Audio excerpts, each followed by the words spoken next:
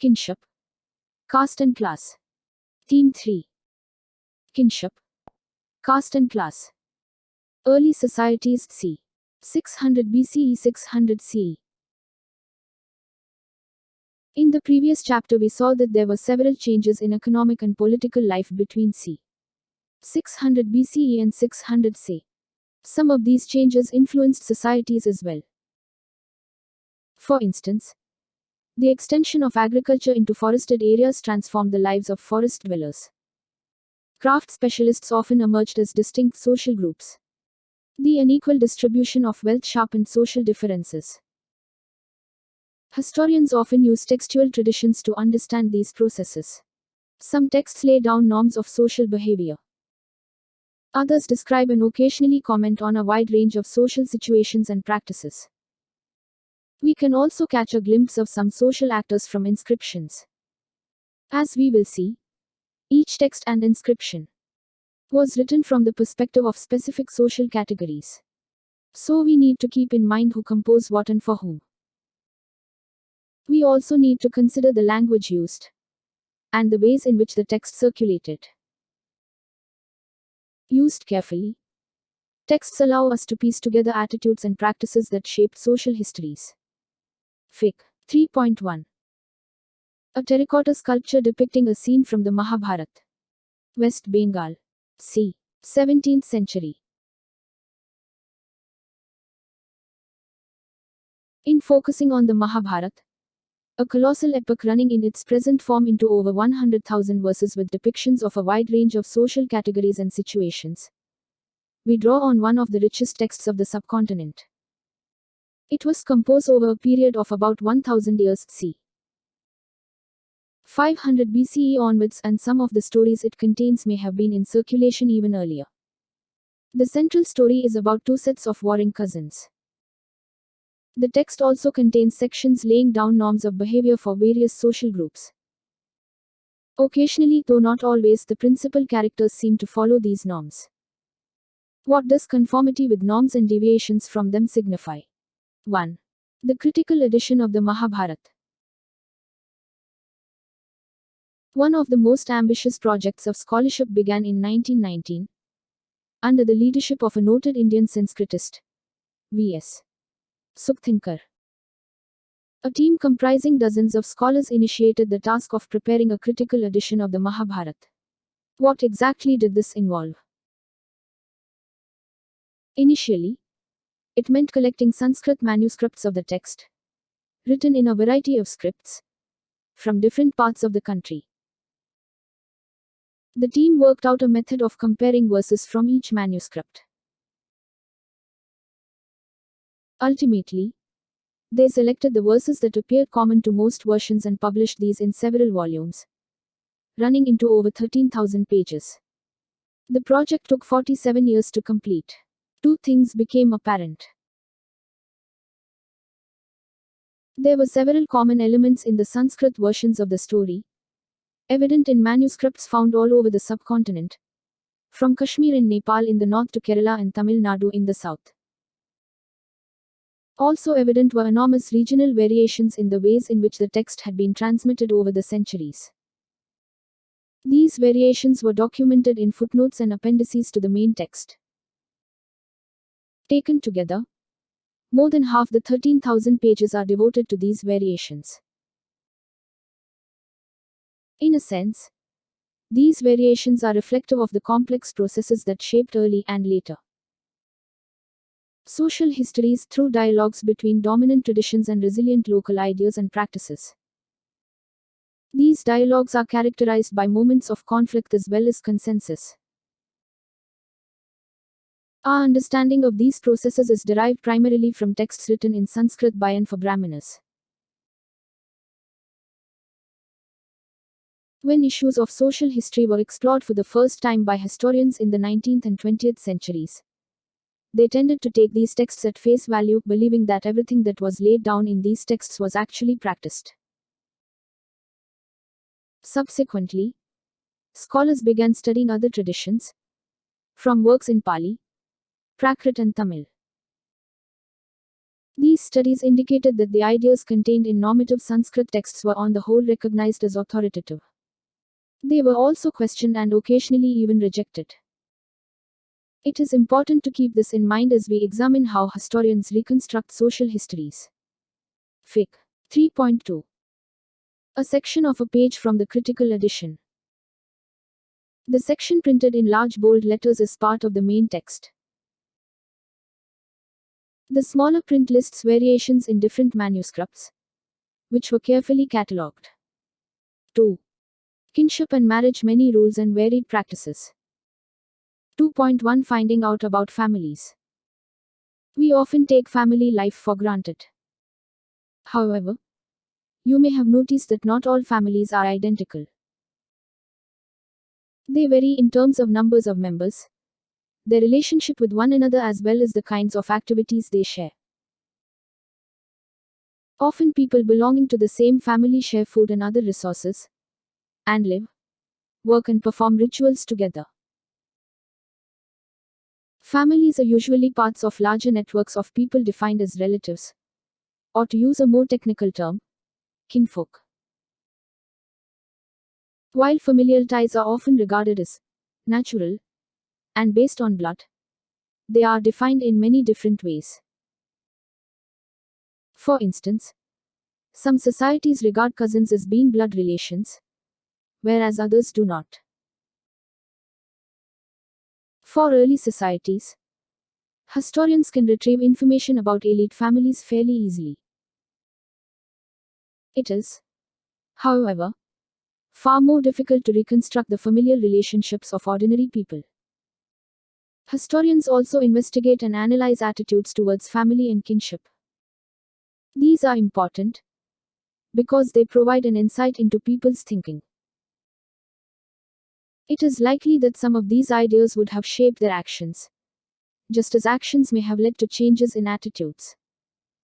Terms for family and kin. Sanskrit texts use the term kula to designate families and janati for the larger network of kinfolk. The term vamsha is used for lineage. 2.2 The ideal of patrilineal. Can we identify points when kinship relations changed?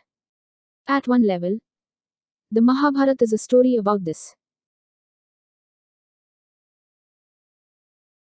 It describes a feud over land and power between two groups of cousins, the Kauravas and the Pandavas, who belonged to a single ruling family, that of the Kurus, a lineage dominating one of the Janapadas. Chapter 2, Map 1. Ultimately, the conflict ended in a battle, in which the Pandavas emerged victorious. After that, patrilineal succession was proclaimed. While patrilineal had existed prior to the composition of the epic, the central story of the Mahabharata reinforced the idea that it was valuable. Under patrilineal, sons could claim the resources, including the throne in the case of kings, of their fathers when the latter died. Patrilineal means tracing descent from father to son, grandson and so on. Matrilineal is the term used when descent is traced through the mother. Most ruling dynasties, c.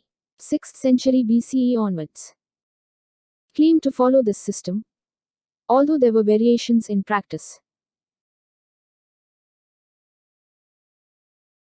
Sometimes there were no sons. In some situations, brothers succeeded one another. Sometimes other kinsmen claimed the throne.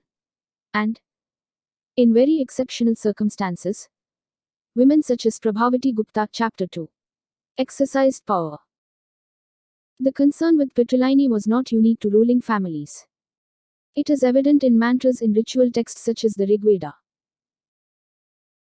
It is possible that these attitudes were shared by wealthy men and those who claimed high status, including Brahmanas, producing fine sons. Here is an excerpt of a mantra from the Rig Veda, which was probably inserted in the text c. 1000 BCE, to be chanted by the priest while conducting the marriage ritual. It is used in many Hindu weddings even today. I free her from here, but not from there. I have bound her firmly there, so that through the grace of Indra she will have fine sons and be fortunate in her husband's love. Indra was one of the principal deities, a god of valor, warfare and rain. Here and there refer to the father's and husband's house respectively. In the context of the mantra, discuss the implications of marriage from the point of view of the bride and groom. Are the implications identical? Or are there differences?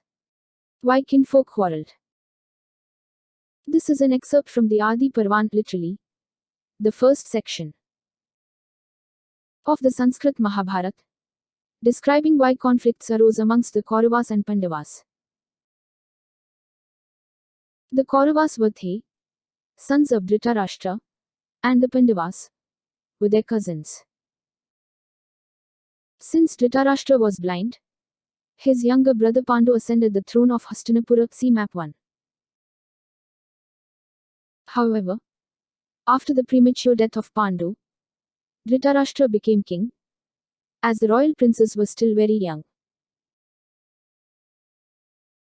As the princes grew up together, the citizens of Hastinapura began to express their preference for the Pandavas, for they were more capable and virtuous than the Kauravas. This made Duryodhana, the eldest of the Kauravas, jealous. He approached his father and said, "You yourself did not receive the throne, although it fell to you, because of your defect. If the Pandava receives the patrimony from Pandu, his son will surely inherit it in turn, and so will his son, and his.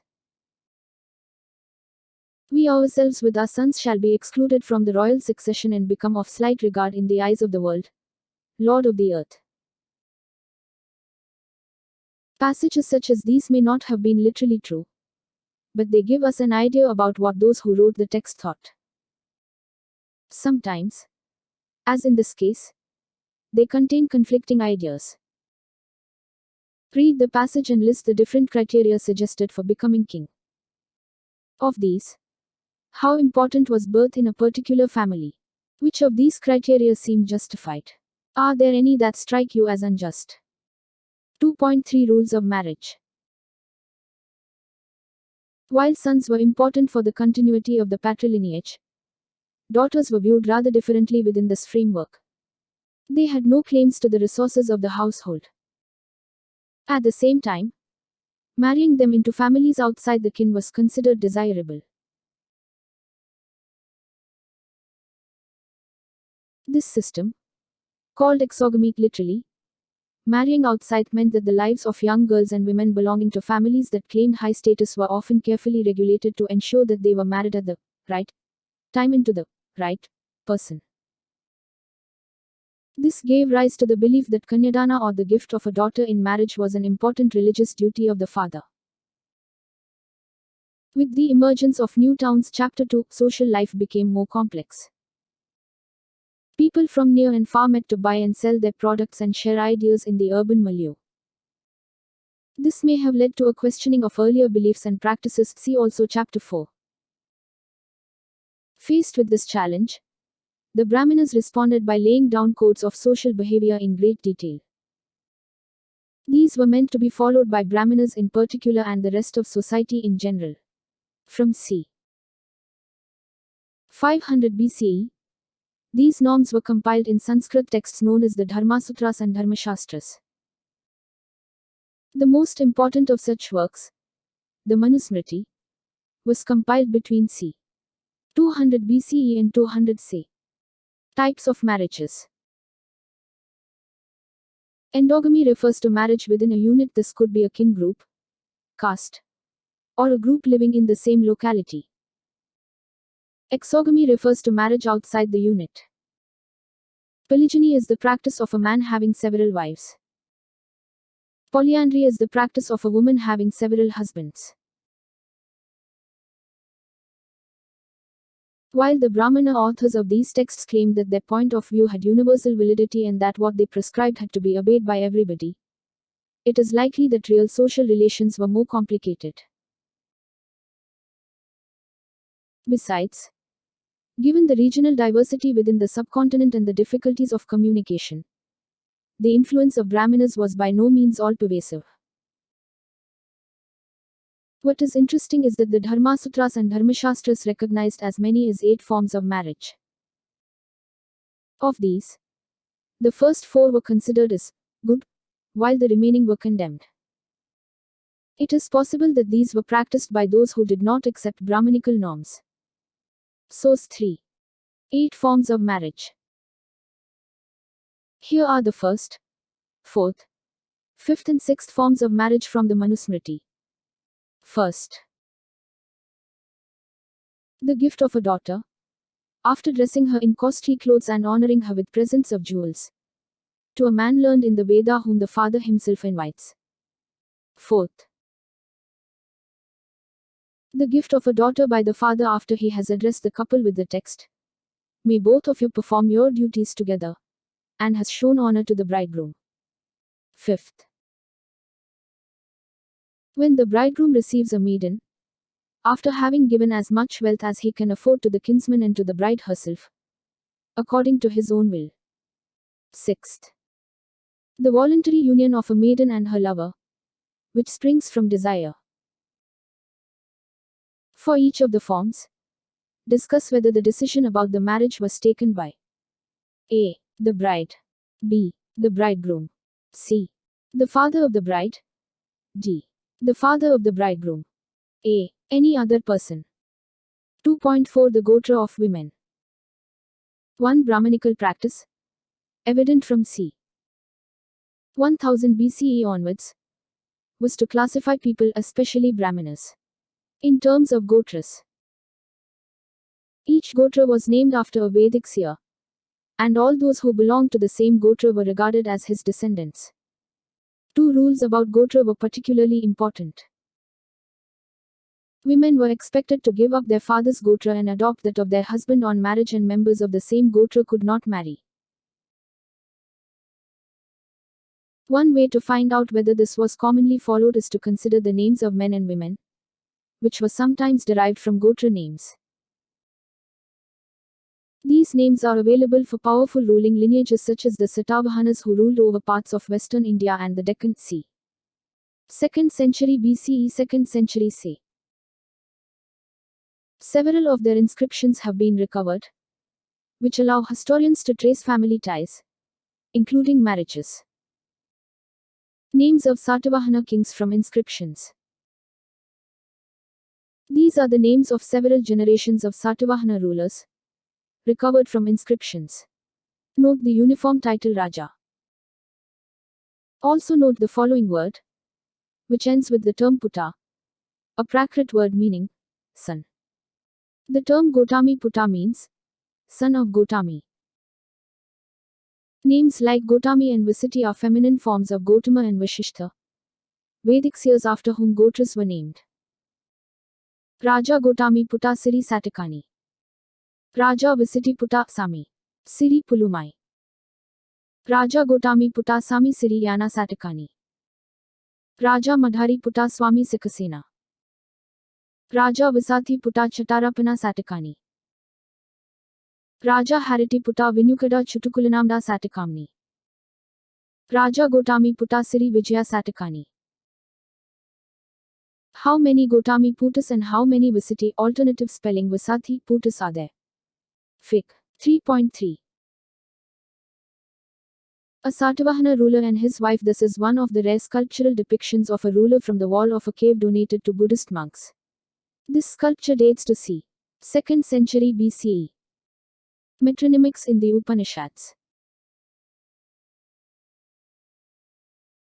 The Brihadaranyaka Upanishad, one of the earliest Upanishads, see also chapter 4, contains a list of successive generations of teachers and students, many of whom were designated by metronymics. Some of the Satavahana rulers were polygynous, that is, had more than one wife. An examination of the names of women who married Satavahana rulers indicates that many of them had names derived from gotras such as Gotama and Vashishtha, their fathers' gotras. They evidently retained these names instead of adopting names derived from their husband's Gotra name as they were required to do according to the Brahmanical rules. What is also apparent is that some of these women belong to the same Gotra. As is obvious, this ran counter to the ideal of exogamy recommended in the Brahmanical texts. In fact, it exemplified an alternative practice, that of endogamy or marriage within the kin group, which was and is prevalent amongst several communities in South India. Such marriages amongst kinfolk such as cousins ensured a close-knit community. It is likely that there were variations in other parts of the subcontinent as well, but as yet it has not been possible to reconstruct specific details. A mother's advice.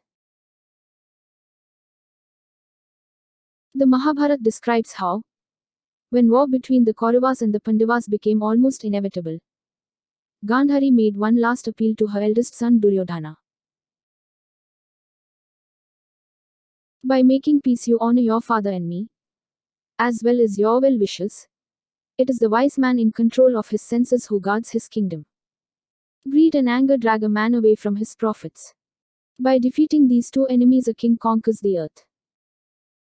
You will happily enjoy the earth, my son, along with the wise and heroic Pandavas. There is no good in a war, no law of dharma, and profit artha, let alone happiness. Nor is there necessarily victory in the end. Don't set your mind on war. Duryodhana did not listen to this advice and fought and lost the war. Does this passage give you an idea about the way in which mothers were viewed in early Indian societies? Discuss. How are children named today? Are these ways of naming similar to or different from those described in this section? 2.5 Were mothers important? We have seen that Satavahana rulers were identified through metronymics names derived from that of the mother. Although this may suggest that mothers were important, we need to be cautious before we arrive at any conclusion. In the case of the Satavahanas, we know that succession to the throne was generally patrilineal. Fic. 3.4. A battle scene. This is amongst the earliest sculptural depictions of a scene from the Mahabharata, a terracotta sculpture from the walls of a temple in Ahitchhatra, Uttar Pradesh, c. 5th century. Say. 3. Social differences within and beyond the framework of caste. You are probably familiar with the term caste, which refers to a set of hierarchically ordered social categories. The ideal order was laid down in the Dharmasutras and Dharmashastras. Brahmanas claimed that this order, in which they were ranked first, was divinely ordained, while placing groups classified as Shudras and untouchables at the very bottom of the social order. Positions within the order were supposedly determined by birth. 3.1 The right occupation. The Dharmasutras and Dharmashastras also contained rules about the ideal occupations of the four categories or varnas. Brahmanas were supposed to study and teach the Vedas, perform sacrifices and get sacrifices performed, and give and receive gifts. Kshatriyas were to engage in warfare, protect people and administer justice, study the Vedas, get sacrifices performed, and make gifts. The last three occupations were also assigned to the Vaishyas, who were in addition expected to engage in agriculture, pastoralism and trade. Shudras were assigned only one occupation, that of serving the three higher varnas. The Brahmanas evolved 2 or 3 strategies for enforcing these norms. 1. As we have just seen, was to assert that the Varna order was of divine origin. 2. They advised kings to ensure that these norms were followed within their kingdoms. And 3. They attempted to persuade people that their status was determined by birth. However, this was not always easy. So prescriptions were often reinforced by stories told in the Mahabharata and other texts. Source 6. A divine order. To justify their claims, Brahmanas often cited a verse from a hymn in the Rigveda known as the Purusha Sukta, describing the sacrifice of Purusha, the primeval man. All the elements of the universe, including the four social categories, were supposed to have emanated from his body. The Brahmana was his mouth. Of his arms was made the Kshatriya. His thighs became the Vaishya. Of his feet the Shudra was born. Why do you think the Brahmanas quoted this verse frequently? Proper social roles. Here is a story from the Adi Parvan of the Mahabharata. Once Drona, a Brahmana who taught archery to the Kuru princes, was approached by Ekalavya, a forest-dwelling Nishada, a hunting community. When Drona, who knew the dharma, refused to have him as his pupil, Ekalavya returned to the forest, prepared an image of Drona out of clay, and treating it as his teacher, began to practice on his own. In due course, he acquired great skill in archery. One day, the Kuru princes went hunting and their dog, wandering in the woods, came upon Ekalavya. When the dog smelled the dark Nishada wrapped in black deerskin, his body caked with dirt, it began to bark. Annoyed, Ekalavya shot 7 arrows into its mouth. When the dog returned to the Pandavas, they were amazed at this superb display of archery. They tracked down Ekalavya, who introduced himself as a pupil of Drona. Drona had once told his favorite student Arjuna that he would be unrivaled amongst his pupils. Arjuna now reminded Drona about this. Drona approached Ekalavya, who immediately acknowledged and honored him as his teacher. When Drona demanded his right thumb as his fee, Ekalavya unhesitatingly cut it off and offered it. But thereafter, when he shot with his remaining fingers, he was no longer as fast as he had been before. Thus, Drona kept his word. No one was better than Arjuna. What message do you think this story was meant to convey to the Nishadas? What message would it convey to Kshatriyas? Do you think that Drona, as a Brahmana, was acting according to the Dharma Sutras when he was teaching archery? 3.2 Non-Kshatriya Kings. According to the Shastras, only Kshatriyas could be kings. However, several important ruling lineages probably had different origins. The social background of the Mauryas, who ruled over a large empire, has been hotly debated. While later Buddhist texts suggested they were Kshatriyas, Brahmanical texts describe them as being of low origin.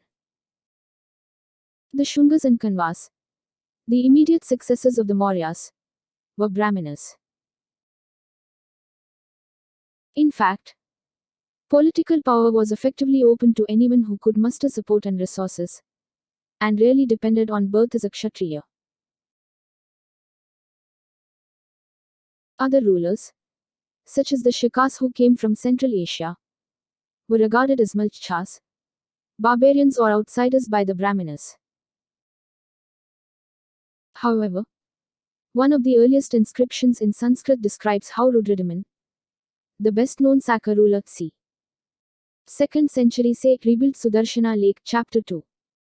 This suggests that powerful Malchas were familiar with Sanskritic traditions. It is also interesting that the best-known ruler of the Satavahana dynasty, Gotami Putasiri Satakani, claimed to be both a unique Brahmana Eka Bamhana and a destroyer of the pride of Kshatriyas. He also claimed to have ensured that there was no intermarriage amongst members of the four Varnas. At the same time, he entered into a marriage alliance with the kin of Rudradaman. As you can see from this example, Integration within the framework of caste was often a complicated process. The Satavahanas claimed to be Brahmanas, whereas according to the Brahmanas, kings ought to have been Kshatriyas. They claimed to uphold the fourfold Varna order, but entered into marriage alliances with people who were supposed to be excluded from the system. And, as we have seen, they practiced endogamy instead of the exogamous system recommended in the Brahmanical texts. Fic. 3.5. Silver coin depicting a Saka ruler. c. 4th century c. 3.3 Jatis and social mobility. These complexities are reflected in another term used in texts to refer to social categories, jati. In Brahmanical theory, jati, like varna, was based on birth. However, while the number of varnas was fixed at 4, there was no restriction on the number of jatis.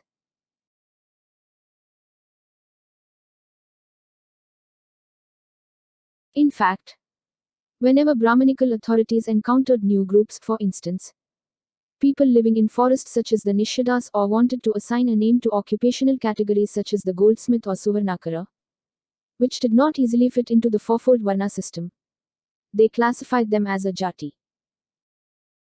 Jatis which shared a common occupation or profession was sometimes organized into shrenas or guilds. We seldom come across documents that record the histories of these groups. But there are exceptions. One interesting stone inscription, c. 5th century Sate found in Mandasa, Madhya Pradesh records the history of a guild of silk weavers who originally lived in Lata, Gujarat, from where they migrated to Mandasa, then known as Dashapura. It states that they undertook the difficult journey along with their children and kinfolk, as they had heard about the greatness of the local king, and wanted to settle in his kingdom. The inscription provides a fascinating glimpse of complex social processes and provides insights into the nature of guilds or shrenas. Although membership was based on a shared craft specialization, some members adopted other occupations. It also indicates that the members shared more than a common profession, they collectively decided to invest their wealth, earned through their craft, to construct a splendid temple in honor of the sun god. The case of the merchants. Sanskrit texts and inscriptions use the term vanik to designate merchants.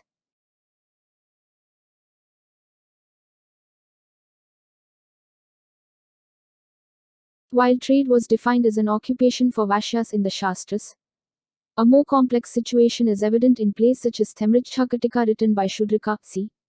4th century say here. The hero Charudatta was described as both a Brahmana and a Sartavaha or merchant, and a 5th century inscription describes two brothers who made a donation for the construction of a temple as Kshatriya Viniks. Do you think the silk weavers were following the occupation laid down for them in the Shastras? What the silk weavers did. Here is an excerpt from the inscription, which is in Sanskrit. Some are intensely attached to music, so pleasing to the ear. Others, being proud of the authorship of 100 excellent biographies, are conversant with wonderful tales. Others, filled with humility, are absorbed in excellent religious discourses. Some excel in their own religious rites. Likewise by others, who were self-possessed, the science of Vedic astronomy was mastered. And others, valorous in battle, even today forcibly cause harm to the enemies. 3.4 Beyond the four Varnas. Integration. Given the diversity of the subcontinent, there were, and always have been, populations whose social practices were not influenced by Brahmanical ideas. When they figure in Sanskrit texts, they are often described as odd, uncivilized, or even animal-like. In some instances, these included forest dwellers, for whom hunting and gathering remained an important means of subsistence. Categories such as the Nishada, to which Eklavya is supposed to have belonged, are examples of this. Others who were viewed with suspicion included populations such as nomadic pastoralists, who could not be easily accommodated within the framework of settled agriculturists. Sometimes those who spoke non-Sanskritic languages were labeled as Malchas and looked down upon. There was nonetheless also a sharing of ideas and beliefs between these people. The nature of relations is evident in some stories in the Mahabharata. A tiger-like husband. This is a summary of a story from the Adi Parvan of the Mahabharata. The Pandavas had fled into the forest. They were tired and fell asleep. Only Bhima, the second Pandava, renowned for his prowess, was keeping watch. A man-eating Rakshasa caught the scent of the Pandavas and sent his sister Hidimba to capture them. She fell in love with Bhima, transformed herself into a lovely maiden and proposed to him. He refused. Meanwhile, the Rakshasa arrived and challenged Bhima to a wrestling match. Bhima accepted the challenge and killed him. The others woke up hearing the noise. Hidimba introduced herself and declared her love for Bhima. She told Kunti, "I have forsaken my friends, my dharma and my kin. And good lady, chosen your tiger-like son for my man. Whether you think me a fool or your devoted servant, let me join you, great lady, with your son as my husband." Ultimately, Yudhishthira agreed to the marriage on condition that they would spend the day together but that Bhima would return every night. The couple roamed all over the world during the day. In due course, Hidimba gave birth to a Rakshasa boy named Ghatotkacha. Then the mother and son left the Pandavas. Ghatotkacha promised to return to the Pandavas whenever they needed him. Some historians suggest that the term Rakshasa is used to describe people whose practices differed from those laid down in Brahmanical texts. Identify the practices described in this passage which seem non-Brahmanical. 3.5 Beyond the four Varnas, subordination in conflict. While the Brahmanas considered some people as being outside the system, they also developed a sharper social divide by classifying certain social categories as untouchable. This rested on a notion that certain activities, especially those connected with the performance of rituals, were sacred and by extension, pure. Those who considered themselves pure avoided taking food from those they designated as untouchable. In sharp contrast to the purity aspect, some activities were regarded as particularly polluting. These included handling corpses and dead animals. Those who performed such tasks, designated as chandalas, were placed at the very bottom of the hierarchy. Their touch and, in some cases, even seeing them was regarded as polluting by those who claimed to be at the top of the social order. The Manusmriti laid down the duties of the chandalas. They had to live outside the village, use discarded utensils, and wear clothes of the dead and ornaments of iron. They could not walk about in villages and cities at night. They had to dispose of the bodies of those who had no relatives and serve as executioners. Much later, the Chinese Buddhist monk Fa Jian c. 5th century c. wrote that untouchables had to sound a clapper in the streets so that people could avoid seeing them. Another Chinese pilgrim, Shan Zhang c. 7th century observed that executioners and scavengers were forced to live outside the city. By examining non-Brahmanical texts which depict the lives of chandalas, historians have tried to find out whether chandalas accepted the life of degradation prescribed in the Shastras. Sometimes, these depictions correspond with those in the Brahmanical texts. But occasionally, there are hints of different social realities. Fic. 3.6 Depiction of a mendicant seeking alms. Stone sculpture Gandhara c. 3rd century. C. The Bodhisattva as a Chandala.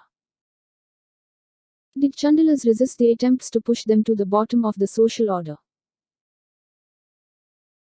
Read this story, which is part of the Matanga Jatak, a Pali text, where the Bodhisattva, the Buddha in a previous birth, is identified as a Chandala. Once, the Bodhisattva was born outside the city of Banaras as a Chandala's son and named Matanga. One day, when he had gone to the city on some work, he encountered Dittha Mangalika, the daughter of a merchant. When she saw him, she exclaimed, "I have seen something inauspicious," and washed her eyes. The angry hangers-on then beat him up. In protest, he went and lay down at the door of her father's house. On the seventh day they brought out the girl and gave her to him. She carried the starving Matanga back to the Chandala settlement. Once he returned home, he decided to renounce the world. After attaining spiritual powers, he returned to Banaras and married her. A son named Mandavya Kumara was born to them. He learned the three Vedas as he grew up and began to provide food to 16,000 Brahmanas every day. One day, Matanga, dressed in rags, with a clay alms bowl in his hand, arrived at his son's doorstep and begged for food. Mandavya replied that he looked like an outcast and was unworthy of alms. The food was meant for the Brahmanas. Matanga said, "Those who are proud of their birth and are ignorant do not deserve gifts. On the contrary, those who are free from vices are worthy of offerings."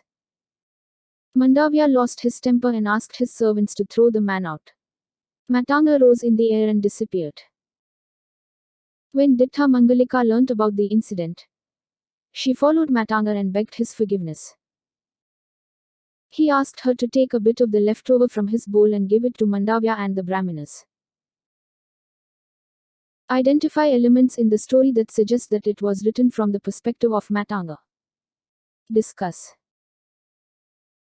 Which of the sources mentioned in this section suggest that people followed the occupations laid down by Brahmanas? Which sources suggest other possibilities? 4. Beyond birth resources and status.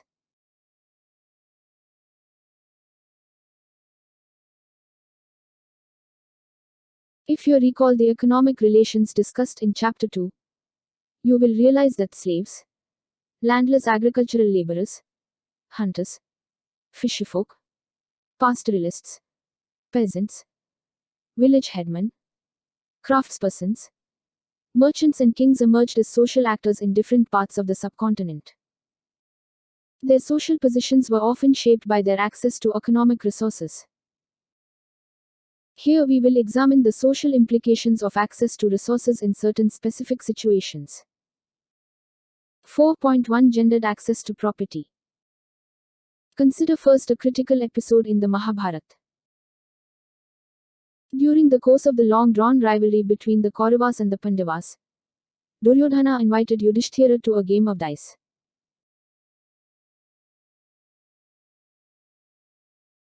The latter, who was deceived by his rival, staked his gold, elephants, chariots, slaves, army, treasury, kingdom, the property of his subjects, his brothers and finally himself, and lost all. Then he staked their common wife Draupadi and lost her too. Issues of ownership, foregrounded in stories such as this one, source 11, also figure in the Dharmasutras and Dharmashastras. According to the Manusmriti, the paternal estate was to be divided equally amongst sons after the death of the parents, with a special share for the eldest. Women could not claim a share of these resources. However, women were allowed to retain the gifts they received on the occasion of their marriage as Stridhana, literally, a woman's wealth. This could be inherited by their children, without the husband having any claim on it. At the same time, the Manusmriti warned women against hoarding family property, or even their own valuables, without the husband's permission. You have read about wealthy women such as the Vakataka Queen Prabhavati Gupta, Chapter 2. However, cumulative evidence, both epigraphic and textual, suggests that while upper-class women may have had access to resources, land, cattle and money were generally controlled by men. In other words, social differences between men and women were sharpened because of the differences in access to resources. Source 11. Draupadi's question. Draupadi is supposed to have asked Yudhishthira whether he had lost himself before taking her. Two contrary opinions were expressed in response to this question. 1. That even if Yudhishthira had lost himself earlier, his wife remained under his control, so he could stake her. 2. That an unfree man as Yudhishthira was when he had lost himself, could not stake another person. The matter remained unresolved. Ultimately, Dhritarashtra restored to the Pandavas and Draupadi their personal freedom. Do you think that this episode suggests that wives could be treated as the property of their husbands? How could men and women acquire wealth? For men, the Manusmriti declares, there are 7 means of acquiring wealth: inheritance, finding, purchase, conquest, investment, work, and acceptance of gifts from good people.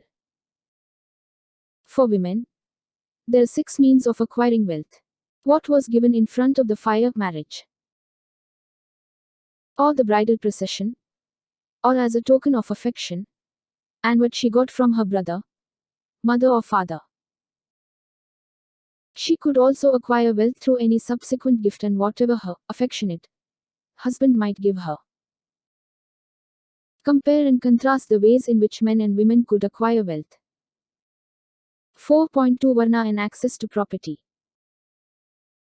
According to the Brahmanical texts, another criterion apart from gender for regulating access to wealth was Varna.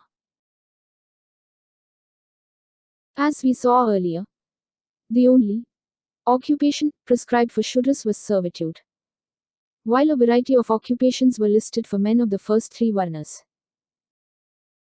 If these provisions were actually implemented, the wealthiest men would have been the Brahmanas and the Kshatriyas.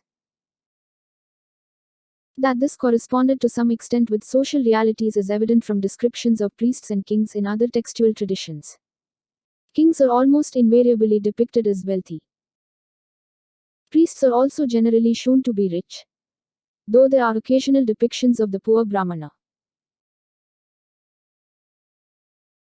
At another level, even as the Brahmanical view of society was codified in the Dharmasutras and Dharmashastras, other traditions developed critiques of the Varna order. Some of the best known of these were developed within early Buddhism. c. 6th century BCE onwards. See also Chapter 4. The Buddhists recognized that there were differences in society, but did not regard these as natural or inflexible. They also rejected the idea of claims to status on the basis of birth. The wealthy Shudra. This story, based on a Buddhist text in Pali known as the Majjhima Nikaya, is part of a dialogue between a king named Avantiputta and a disciple of the Buddha named Kachana. While it may not be literally true, it reveals Buddhist attitudes towards Varna. Avantiputta asked Kachana what he thought about Brahmanas who held that they were the best caste and that all other castes were low. That Brahmanas were a fair caste while all other castes were dark. That only Brahmanas were pure, not non-Brahmanas. That Brahmanas were sons of Brahma, born of his mouth, born of Brahma, formed by Brahma, heirs to Brahma. Kachana replied, what if a Shudra were wealthy? Would another Shudra, or a Kshatriya or a Brahmana or a Vaishya, speak politely to him?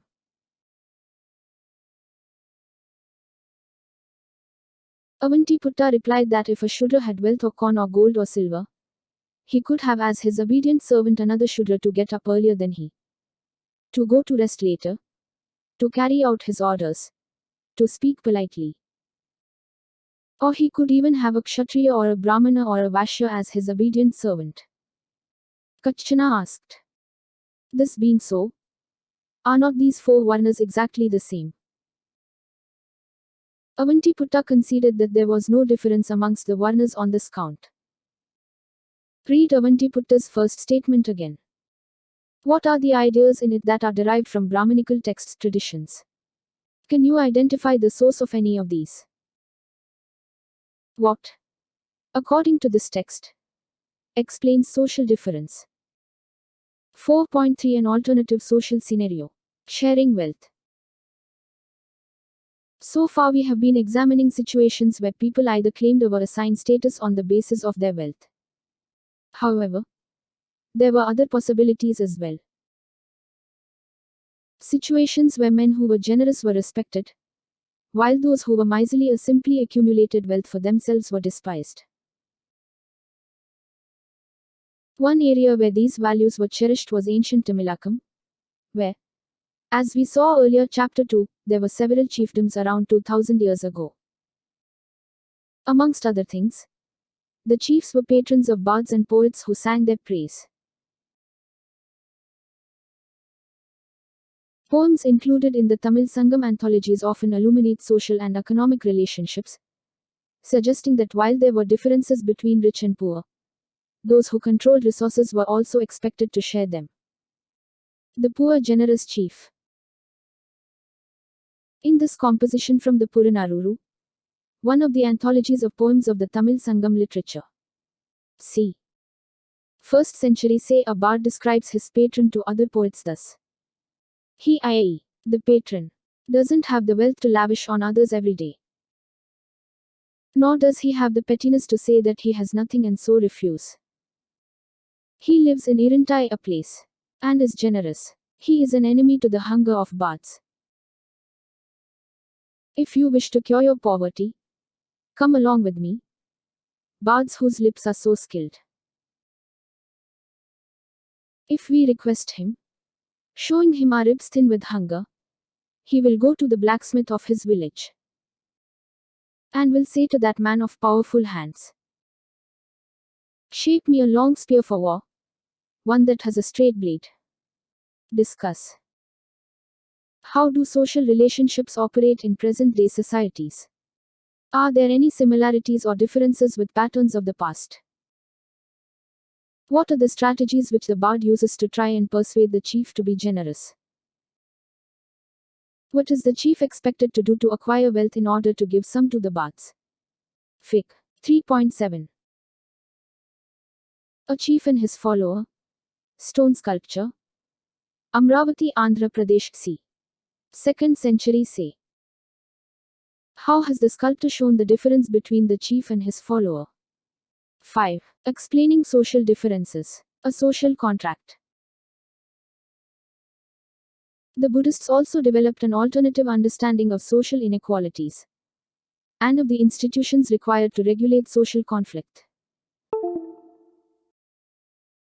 In a myth found in a text known as the Sutta Pitaka, they suggested that originally human beings did not have fully evolved bodily forms, nor was the world of plants fully developed. All beings lived in an idyllic state of peace, taking from nature only what they needed for each meal. However, there was a gradual deterioration of this state as human beings became increasingly greedy, vindictive and deceitful. This led them to wonder.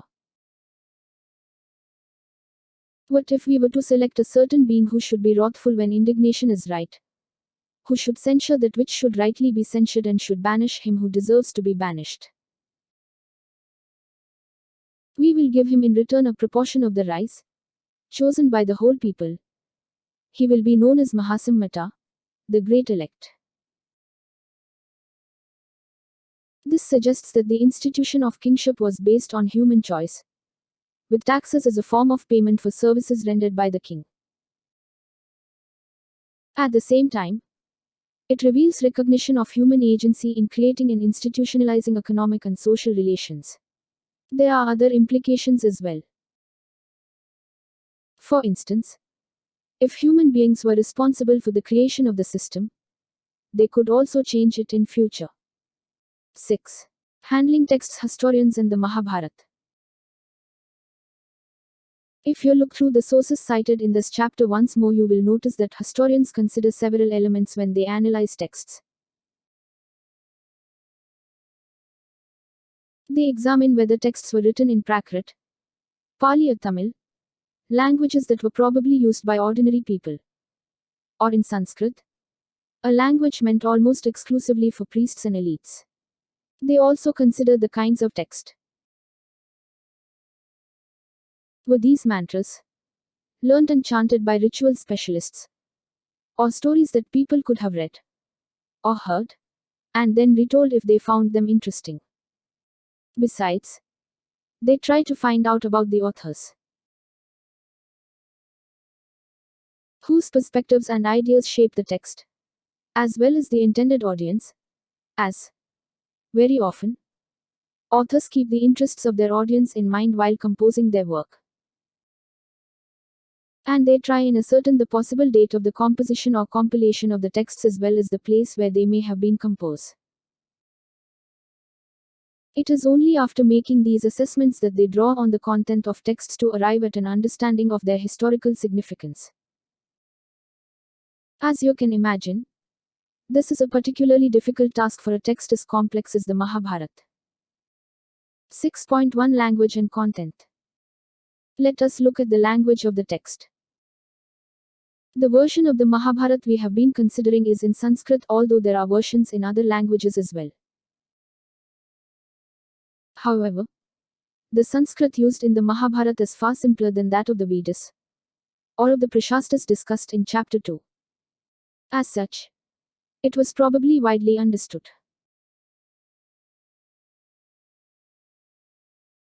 Historians usually classify the contents of the present text under two broad heads: sections that contain stories, designated as the narrative, and sections that contain prescriptions about social norms, designated as didactic.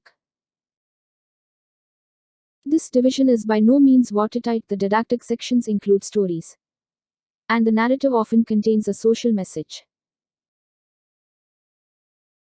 However, generally historians agree that the Mahabharata was meant to be a dramatic, moving story, and that the didactic portions were probably added later. Fic. 3.8. Krishna advises Arjuna on the battlefield. This painting dates to the 18th century. Perhaps the most important didactic section of the Mahabharata is the Bhagavad Gita, which contains the advice offered by Lord Krishna to Arjuna. This scene is frequently depicted in painting and sculpture. Didactic refers to something that is meant for purposes of instruction. Interestingly, the text is described as an itihasa within early Sanskrit tradition. The literal meaning of the term is, thus it was, which is why it is generally translated as history. Was there a real war that was remembered in the epoch? We are not sure. Some historians think that the memory of an actual conflict amongst kinfolk was preserved in the narrative. Others point out that there is no other corroborative evidence of the battle. 6.2 Authors and dates. Who wrote the text? This is a question to which there are several answers.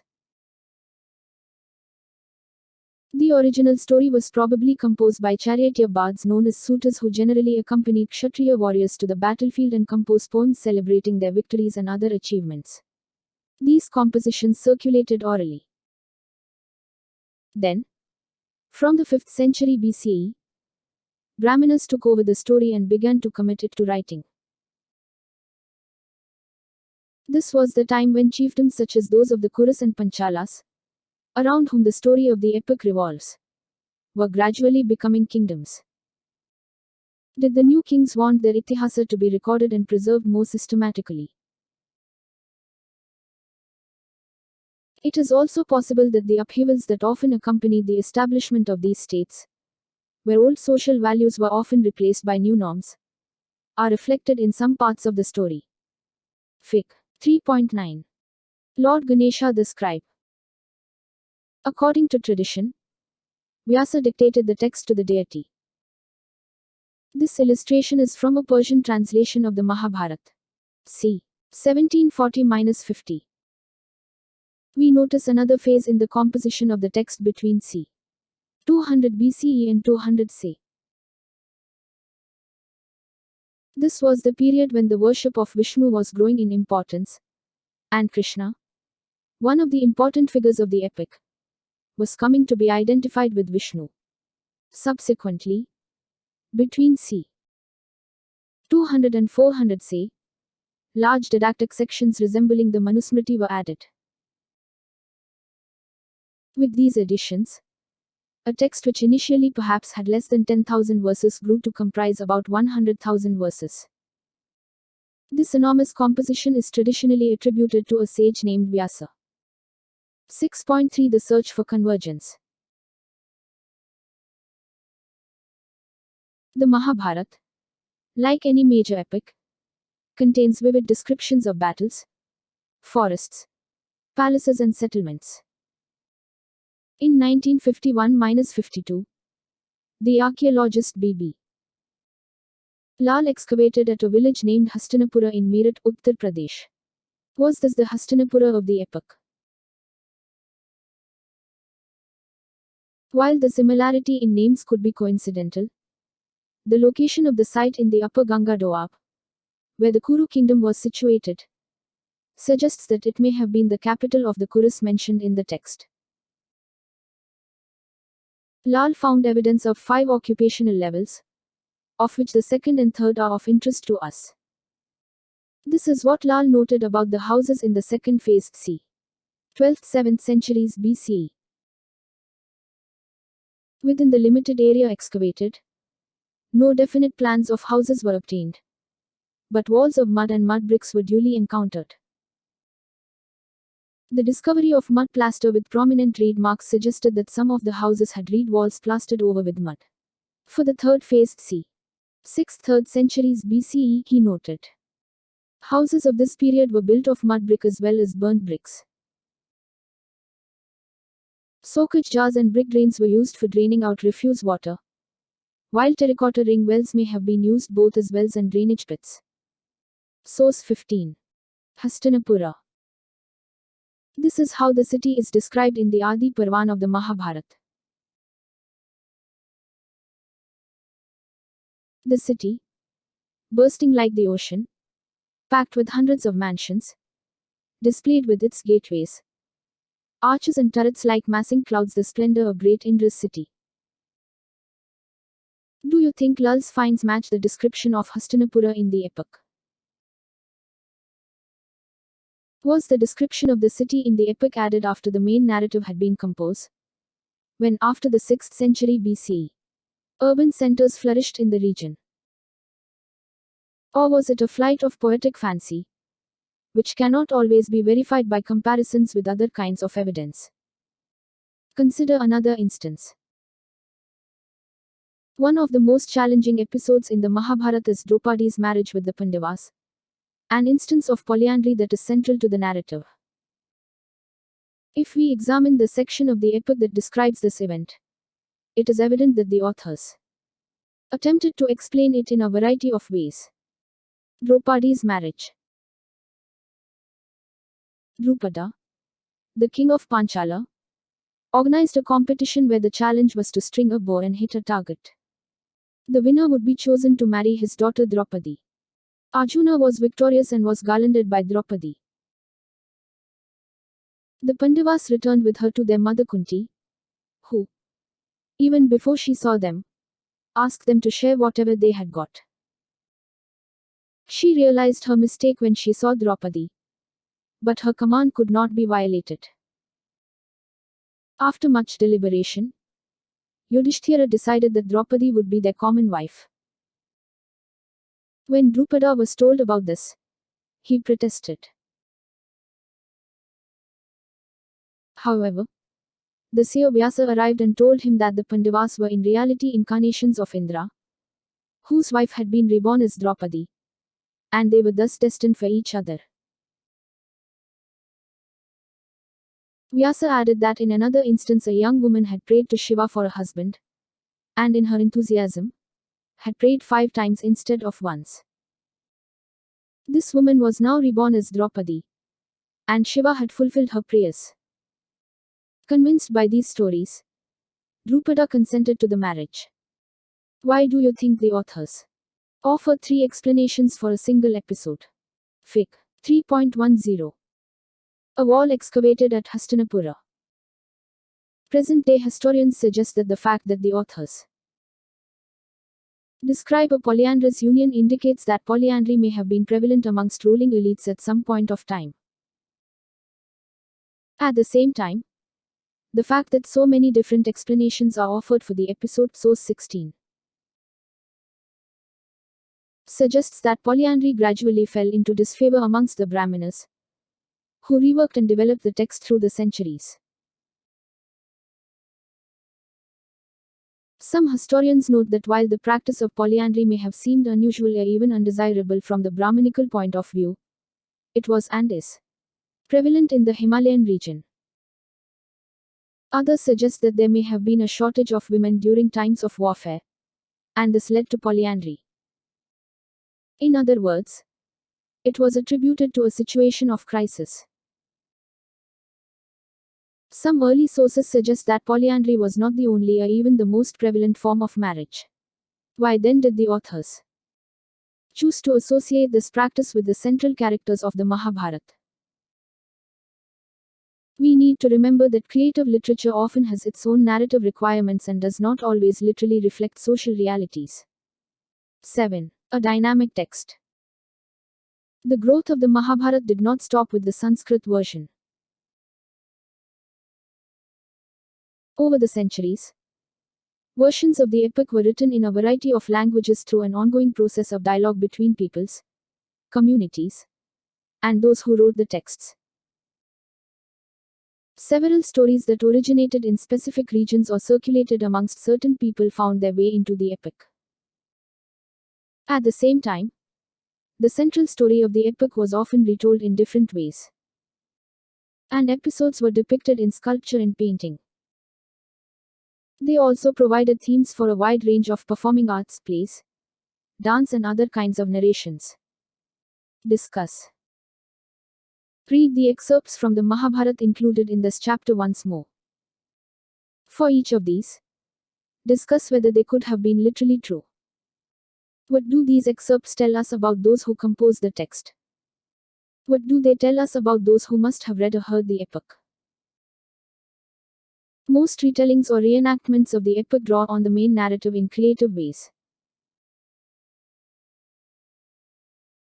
Let us look at one example, an episode from the Mahabharata that has been transformed by Mahashweta Devi, a contemporary Bengali writer known for raising her voice against all forms of exploitation and oppression. In this particular instance, she works out alternative possibilities from the main story of the Mahabharata and draws attention to questions on which the Sanskrit text is silent. The Sanskrit text describes how Duryodhana plotted to kill the Pandavas by inviting them to stay in a specially prepared house of lac, which he planned to set on fire. Forewarned, the Pandavas dug a tunnel to ensure their escape. Then Kunti arranged for a feast. While most of the invitees were Brahmanas, a Nishada woman came with her 5 sons. When they were satiated with drink and fell off to sleep, the Pandavas escaped, setting fire to the house. When the bodies of the woman and her sons were discovered, people thought that the Pandavas were dead. In her short story titled Kunti O Nishadi, Mahashweta Devi takes up the narrative from where the Mahabharata ends it. She sets the story in a forest, where Kunti retires after the war. Kunti now has time to reflect on her past, and often confesses to what she regards as her failings, talking with the earth, the symbol of nature. Every day she sees the Nishadas who come to collect wood, honey, tubers and roots. One Nishadi, a Nishada woman, often listens to Kunti when she talks with the earth. One day, there was something in the air. The animals were fleeing the forest. Kunti noticed that the Nishadi was watching her and was startled when she spoke to her and asked if she remembered the house of lack. Yes, Kunti said. She did. Did she remember a certain elderly Nishadi and her 5 young sons? And that she had served them wine till they were senseless, while she escaped with her own sons. That Nishadi. Not you, Kunti exclaimed. The Nishadi replied that the woman who was killed had been her mother-in-law. She added that while Kunti had been reflecting on her past, not once did she remember the 6 innocent lives that were lost because she had wanted to save herself and her sons. As they spoke, the flames drew nearer. The Nishadi escaped to safety, but Kunti remained where she was.